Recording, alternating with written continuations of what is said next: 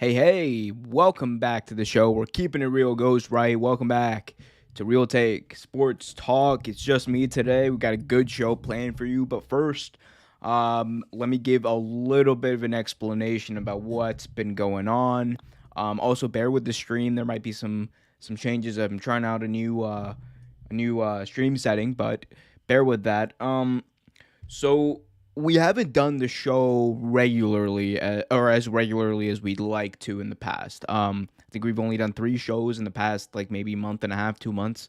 The reason for that is because of busy schedules and just like Johnny is obviously in law school. He doesn't have that much free time. I have other projects and work that I'm working on, and prioritizing this has been a little difficult. So we kind of took a little bit of a hiatus there, but we are going to be doing shows more regularly. I promise you at least one show a week, every week, especially leading up to the draft, especially leading up to our 1 year anniversary, which is coming up. We'll have more information on that later, but be sure to like, share, subscribe, and I promise you, more shows are coming. And if you want proof, just listen to me for like the next hour, hour and a half. I don't know how long it's going to go. We'll see. But good show planned for you. We're live here on YouTube. It's me, Just Omer, today. We're going to be talking about, some re-signings, some free agent signings in the NFL. We're going to be talking about some huge, massive, humongous trades that went down in the NFL as well. Some madness in the month of March. Bet you can't guess what that's about.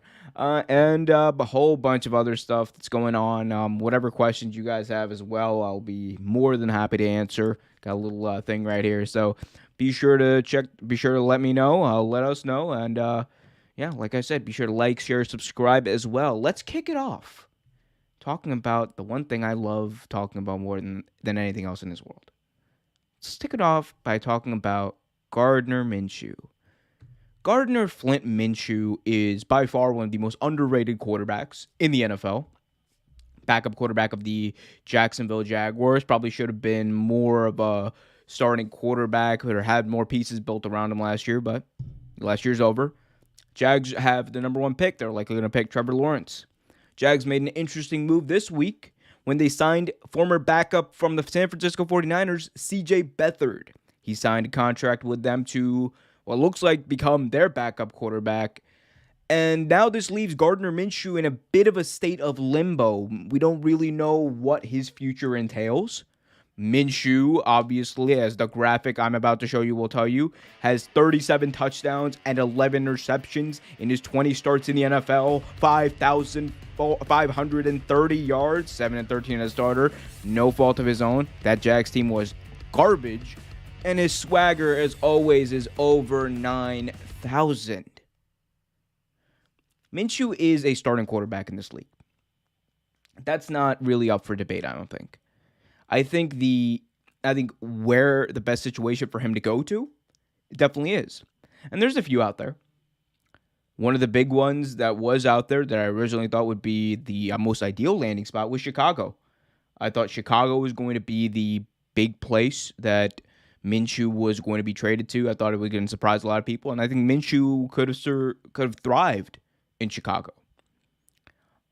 Unfortunately, they thought Andy Dalton for $10 million would be a better fix at their quarterback position than Gardner Minshew, who still has 2 years left on his rookie deal. Can't make this stuff up. And as if that didn't explain the Bears' ineptitude enough, there were other teams that passed on Minshew. We had the Dallas Cowboys, who, you know what, I give them that. Dak has probably a more clear upside than Gardner Minshew. Minshew he's thrived in a terrible setting. He's been a big fish in a small pond in Jacksonville. I will say that, but the production is just it's insane. The production has been in both the years he's been there. It's been consistent. He's efficient with the football, doesn't make mistakes, doesn't turn the ball over, which, for a lot of teams in the NFL, you would think that, hey, if it doesn't turn the ball over and has those stats, I'm going to think about signing this guy. But unfortunately, we live in a time where people, they like to go for the safe option. They like to go for what they believe to be the best football option. The best football option is signing Gardner Minshew to your football team. Don't mind. Let's take football out of it. You want to sell tickets.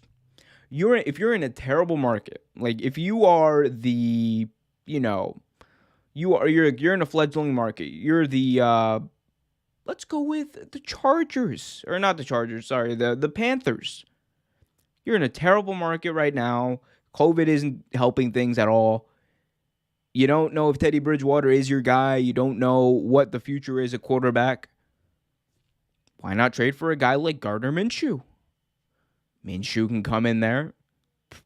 He'll do, at worst, he'll do just as well as Teddy Bridgewater did. No shout against Teddy, but that's just what last year proved. Last year proved Teddy Bridgewater was a serviceable quarterback.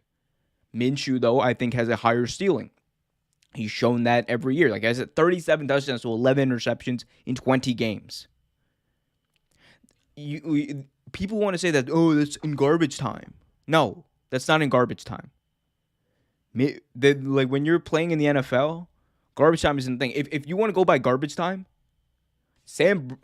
Matthew Stafford shouldn't be an NFL quarterback. He shouldn't be starting in LA right now. But he's their starter. They gave up 2 first-round picks to get him. And they traded away who many thought that would be their franchise quarterback in Jared Goff. But no, it's garbage time. Give me a break. Look, like I said, CJ Beathard coming in only means... Sorry about that. CJ Beathard coming in only means that Gardner Minshew, his time's coming. And it's going to be an interesting scenario, whether it's the Panthers who trade for him, whether it's the Patriots, who I think he would thrive in New England because he's a very similar type quarterback with Tom Brady. I think a younger version, a more sprightly version, definitely. Minshew is very mobile. He can get out of the pocket. He can extend plays in ways that Brady couldn't. He's probably not as good at that as Newton is. But Minshew, I think, is definitely a more efficient passer than Cam Newton is at this point in his career. And who else are they going to get? You going to bring back Jarrett Stidham? How'd that work out last year? You guys remember when Jarrett Stidham was supposed to be the starter? Insanity. Anyway, moving on from Minshew, which, I don't really like to do, but sometimes you got to move on to move forward. But in the meantime, guys, be sure to like, share, subscribe, hit that notification bell as well so you get notified whenever a new video is released. Just put a bunch of wrestling videos out there for people who are interested. I know I've been doing a lot of wrestling videos lately, but we're trying to get back on track with the sports talk. And I'm not even gonna lie to you guys. Right now, I'm just using up as much time as I can so I can change some of the graphics in the background that you can't see. But we're almost done there. But like I said, like, share, subscribe. Share this for sure too, guys. Help me, help us grow. Let's go. All right. So, as you can see by the graphic right below me, the Eagles signed a quarterback. The Eagles signed former Super Bowl MVP Joe Flacco to a 1-year, $3.5 million contract. This is obviously them bringing in a new and veteran presence into the locker room. They got rid of Carson Wentz for that conditional second-round pick and whatnot. Jalen Hurts seems to be like he's the guy. He's the person who's going to be starting week 1. But is he, though? And I think there is a conversation to be had here. Conventional wisdom will tell you that Joe Flacco is going to be the backup. And week 1, you're probably going to be right. Week 2, you'll probably be right. But I'm telling you, like, that week 11, week 15, that little window right there, that's when Flacco might have an opportunity to start. And I'll tell you why. Look at the past few years. Look at last year, specifically. Flacco comes in. His intention is to come in and back up Sam Darnold. The Jets are a terrible football team. The worst football team in the league. Somehow, they didn't wind up with the first overall pick. That's their own fault. But the Jets are a terrible football team. and they're not clicking on offense. Sam Darnold doesn't seem like he's clicking on offense. But Joe Flacco comes in there, and you know what? At first start, they get shut out 24-0 against the Dolphins. Terrible start. Then he comes in on a Monday night game against the Patriots, and Flacco plays like Flacco in the playoffs. And Flacco goes there. He throws 3 touchdowns and bombs, just throwing them deep for Rashad Perriman. And very accurate passes. He had 1 arm punt at the end of the game. But as a Ravens fan, I can tell you that it's going to happen with Joe Flacco. That's what he does. But Flacco coming into the Eagles is an interesting move because it signals that the Eagles aren't all in on Jalen Hurts. And here's why. I'm not saying that Joe Flacco is going to be competing for the starting job. I'm not saying Joe Flacco is going to be, just going to be like a quarterback controversy. I don't think that's going to happen. What I think will happen, though, is either Jalen Hurts gets injured or behind that terrible line, behind what is still likely going to be a bad football team in Philly, Jalen Hurts is not going to play well or he's going to get injured. And when that happens, this guy is going to be under center. And if there's anyone in the league who knows how to play behind bad offensive lines, if there's anyone in the league who knows how to play around not the best weapons in the world, it's Joe Flacco. Look at who he had after a Super Bowl run on the Ravens. He's playing with Kamar Aiken. He's playing with Terrence West. Terrence West was his starting running back. Kamar Aiken was a number 1 wide receiver on the Ravens in 2015. Kamar Aiken and Terrence West are not household names. Like I'm probably the only one left who probably remembers those names on YouTube. But they wanted to bring someone in who has familiarity playing in different NFL systems, who has familiarity playing on bad teams, and who can at least manage the situation, which I think Joe Flacco can do just as well as most quarterbacks could in that situation. And for Jalen Hurts, it's going to be a make or break year, honestly. And the brutal truth is, Jalen, while you played well last year in spurts, next season is going to be your test. If you don't play well consistently week in and week out, you will not be on the Eagles roster in 2022. And that's not because I think Jalen Hurts is a bad player. That's not because I have it out for Jalen Hurts. That's just basic football. That's just how the business works.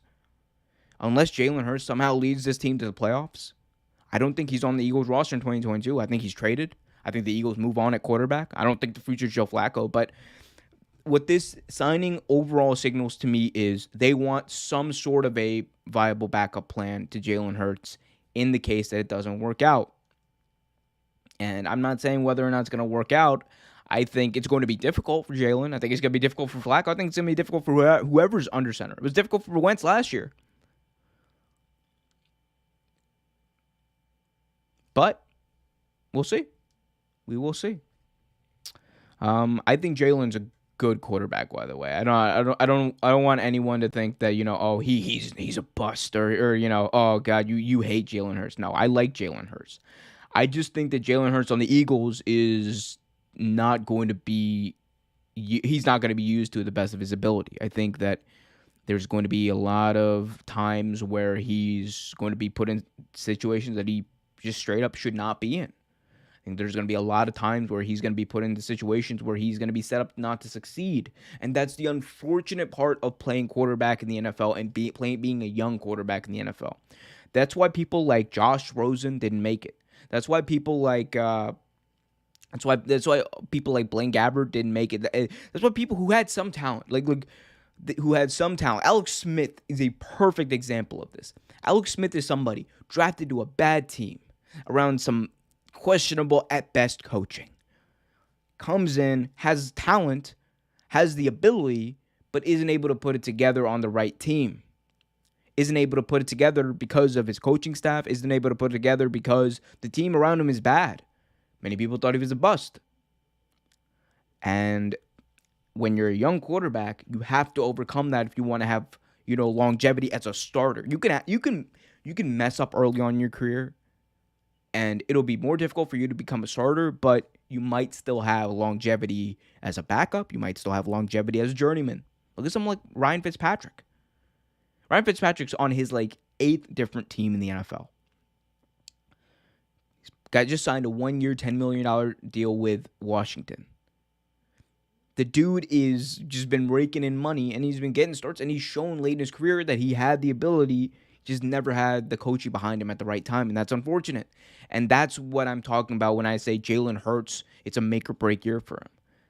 I want him to succeed. I'm a fan of him going back to his days at Alabama. But whether or not he succeeds is unfortunately, not up to him completely. I hope that Eagles team can put together some piece around that offensive line, which was terrible, which ran Carson Wentz out of town, to make Jalen's situation better. I hope. So we'll see what happens with that. In the meantime, like, share, subscribe, as I've said, ad nauseum at this point. What's next? What do we got next? I think we're talking about trades? What are we talking about next? I don't even remember. This is what happens when I'm by myself. Okay, I know what we got next. All right, so let's talk a little NFL free agency while I'm here. So NFL free agency had some very interesting scenarios. Let's talk about the wide receivers. The wide receivers that went on in NFL free agency, there were a few that didn't change their location. So most notably, JuJu Smith-Schuster and T.Y. Hilton, they both refused to sign with the Ravens. They were offered contracts. In JuJu Smith-Schuster's case, he was offered a multi-year contract with the Baltimore Ravens to become on the team as a free agent. That didn't ultimately end up happening. Instead, the Baltimore Ravens signed Sammy Watkins, and they also missed out on T.Y. Hilton, as I said. So there was a pattern in this offseason of receivers dodging the Ravens and not wanting to play for the Ravens. And why is that? It's simple. It's because when you play for the Ravens, you are starting from a position of weakness when it comes to your overall production as a wide receiver. That's the unfortunate truth. And I'm a Ravens fan, I can tell you.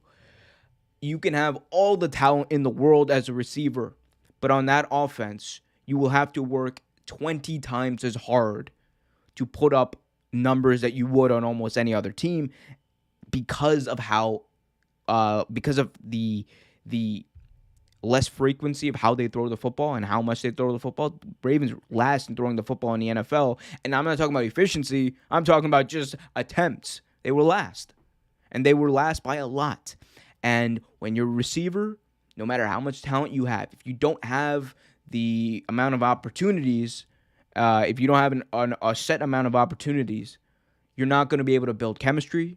You're not going to be able to get the possessions you need. You're not going to be able to put up the same numbers that you did. You're not going to be able to put up the same production. You're not going to be able to get the contract when you're a free agent that you're worth. And that's what happened here, especially in JuJu Smith-Schuster's case. JuJu had an off year in Pittsburgh, but still had the same amount of talent, and that was evident. But the reason he chose not to sign with the Ravens was easy. It was because he knew that if he signed with the Ravens, his next contract after that was not going to be a good contract. He was going to be paid much, much less than what he was worth. And that's the truth. Unless the Ravens were offering him 6 years and, like $70 million or whatever, or like a max contract for a wide receiver, I don't think he would have taken any offer from the Ravens.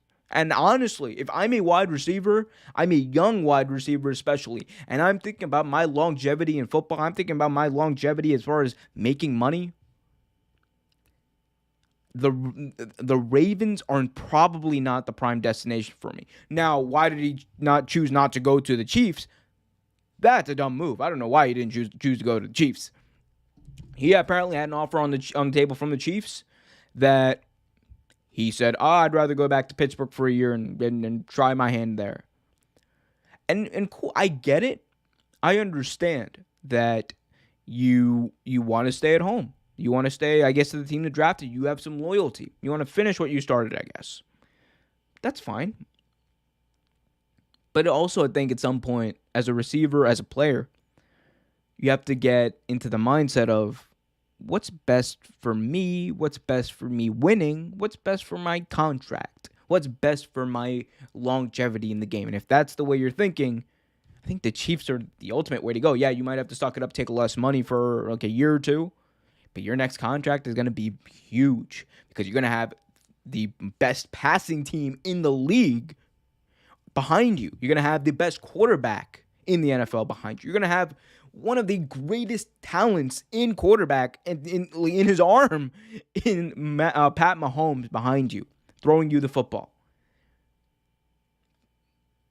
But instead, you choose to go back to who? Big Ben? Big Ben in Pittsburgh? The same Big Ben who showed how much he regressed over the last few games of the year? The same Big Ben who collapsed? The same Big Ben who we've known year in and year out over the past few years has not been able to finish seasons. And I'm not talking about finish as in like he gets injured. I'm talking about the ability to actually go in and play consistently throughout the entire year. Over the past few years, he has shown that he is not capable of doing that. But you go back to Pittsburgh? I get not wanting to go to the Ravens. Okay, if you're worried about contract, that's fine. But you don't want to go to the Chiefs? See, that's got me even more like just shaking my head at JuJu. Forget the dancing on the logo. This is probably the most questionable move that JuJu Smith-Schuster's ever done in his career. You had a shot to go to the best offense in the NFL. You had a shot to make millions of dollars after your next contract. You had a shot to prove yourself. And you went to Pittsburgh?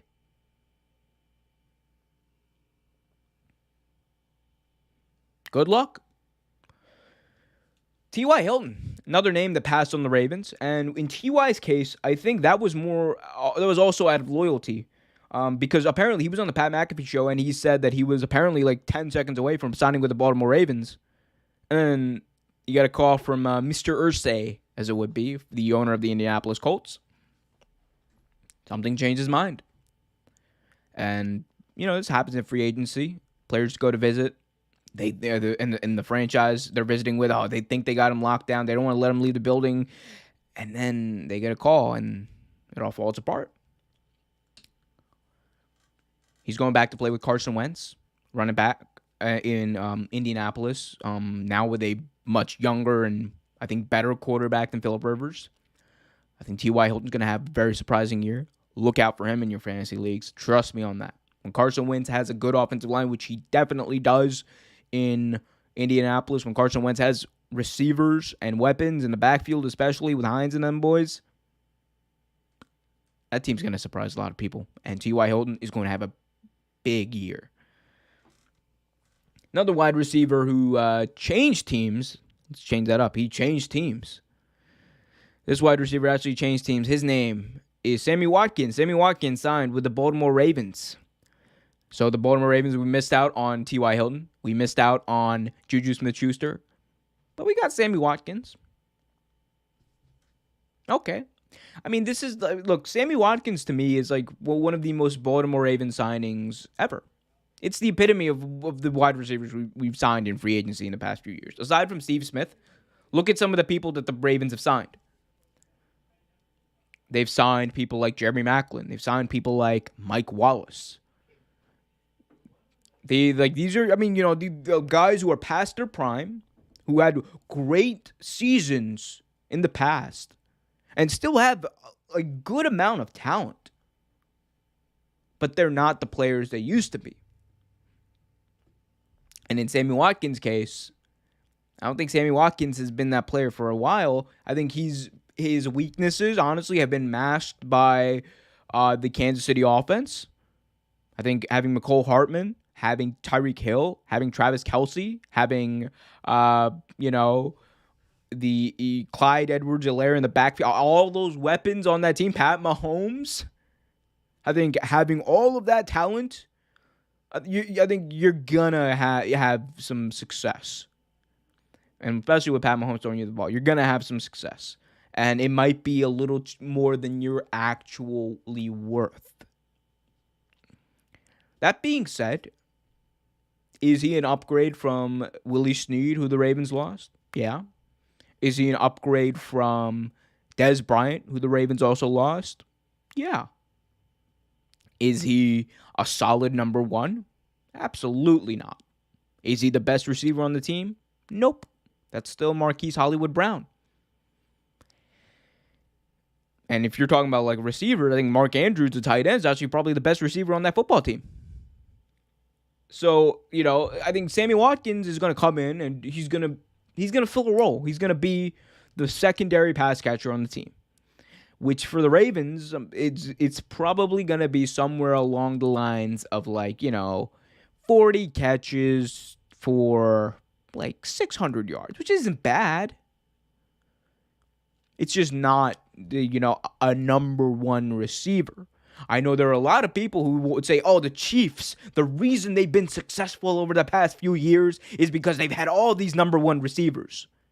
And for all those people who've said, oh, Sammy Watkins, man, he's a number one receiver. For all those people, this is the test. If Sammy Watkins can be the number one guy in Baltimore, if Sammy Watkins can have over 1,000 yards in Baltimore in this offense, if Sammy Watkins can do all that and he'd still be a number one receiver, then I'm wrong. And you're right. I don't see that happening, though. The NFL. What a world we live in. Whew. And yeah, look, there have been a lot of people who've said, oh, the Chiefs are overrated. Look, you can say they're overrated all you want. They've been in the past 2 Super Bowls. They've been the best offense in the league the past few years. Patrick Mahomes deserves every single penny of his $400+ million deal.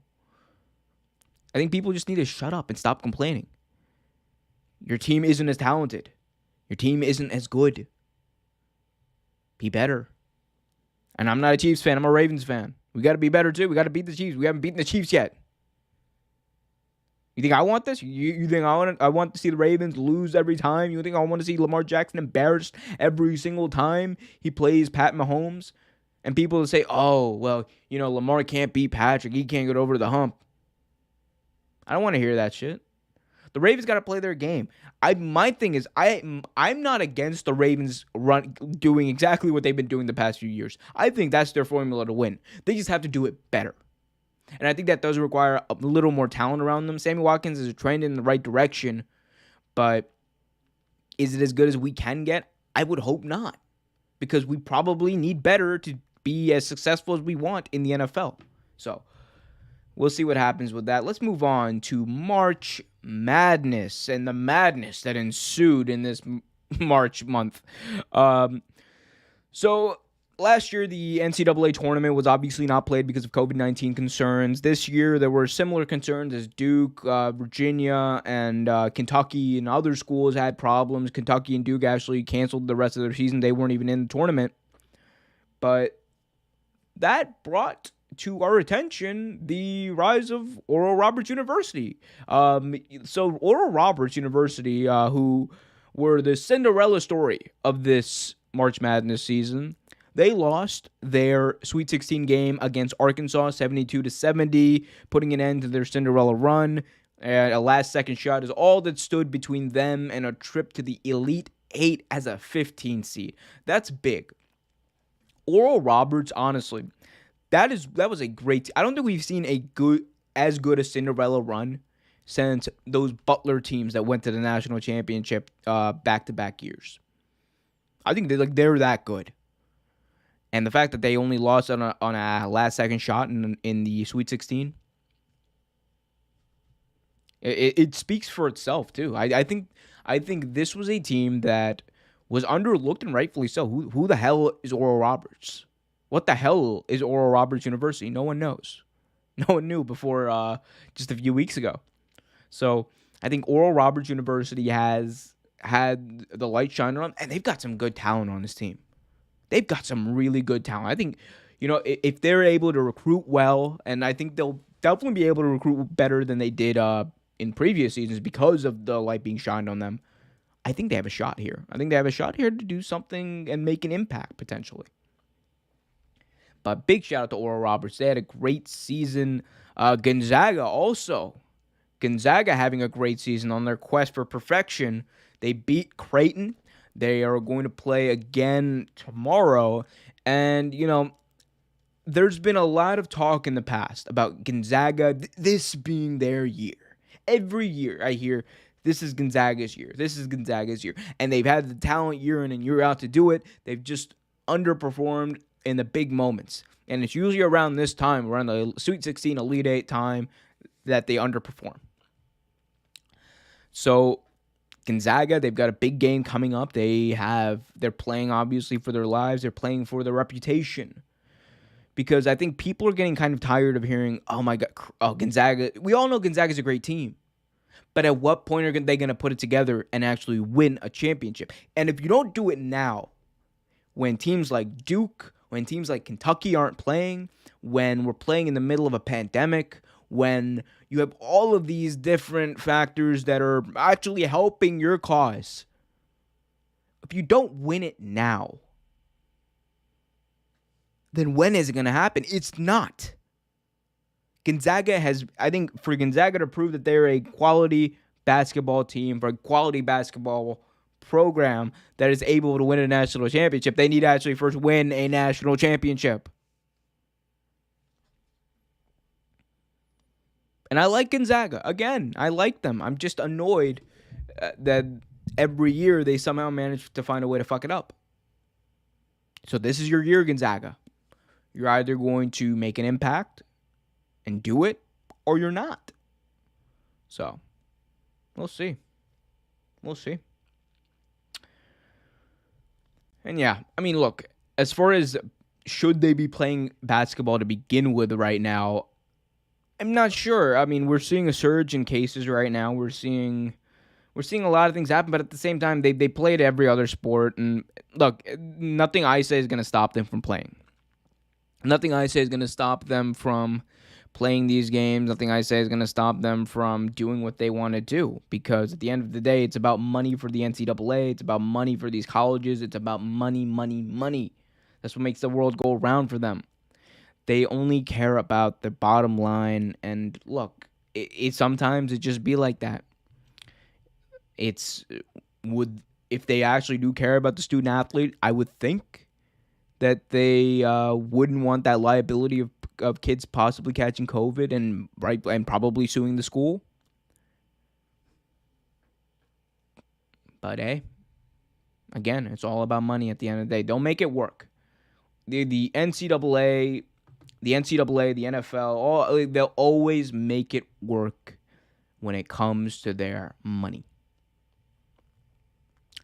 Speaking of money, the Pats have been spending a shit ton of it.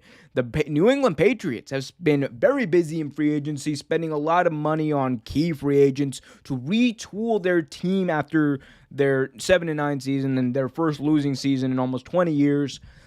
Bill Belichick has been busy. Let's take a look at some of his signings. The key signings of the Patriots is free agency: Hunter Henry, Jonnu Smith, recreating that two tight end monster that they had in the mid-2010s. Matt Judon, former Baltimore Raven. It hurts for me to say that he's now gone. He is out of here. He's in New England on a 4-year, $56 million deal. He's one of the most underrated pass rushers in the NFL. Then you also have people like Kyle Van Noy returning on a 2-year deal. Nelson Aguilar, Mr. Occasional Hands Aguilar, coming in on a 2-year deal as well. Dude, that's interesting. I don't know how that's going to end up going. Good luck to Cam on that one. And Jalen Mills, safety, signing another deal with the Patriots. And they've had a few more than that. But the Patriots have been busy. And I think this is a sign that the Patriots aren't in a rebuilding mode. Bill Belichick was nearly 70 years old. He is not in a rebuilding mood. He's not at the age where you rebuild a team over the next 3-4 years. Bill Belichick is retooling. And this offseason, we've heard a lot of talk we've heard a lot of talk about, Bill Belichick being, oh, he wasn't the key in New England. It was Tom Brady all along.